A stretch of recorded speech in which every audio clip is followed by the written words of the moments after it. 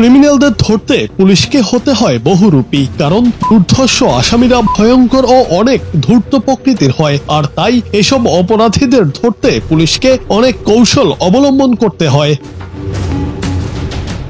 বাঘের ছুলে 18 ঘা আর পুলিশের ছুলে 36 ঘা। এবার এই প্রবাদের উল্টো চিত্র দেখা গেছে ভারতের উত্তর প্রদেশের গজিয়ানাবাদে। এই এলাকার দুর্ধর্ষ এক অপরাধীকে গ্রেফতার না করে বরং তার জন্মদিনের অনুষ্ঠানে গিয়ে নাচ গানে মত্ত হয়ে পড়েন পুলিশের 4 সদস্য। সামাজিক যোগাযোগ মাধ্যমে ভাইরাল হওয়া এক ভিডিওতে দেখা গেছে পুলিশের ওই 4 সদস্য হাতে বিয়ারের বোতল নিয়ে পার্টি গার্লের সঙ্গে নাচ গানে মত্ত হয়ে পড়েন। আসামিকে গ্রেফতারের পরিবর্তে পুলিশের এমন কাণ্ডের ফুটেজ ছড়িয়ে পড়লে নেটিজেনদের মধ্যে সমালোচনার জন্ম দেয়।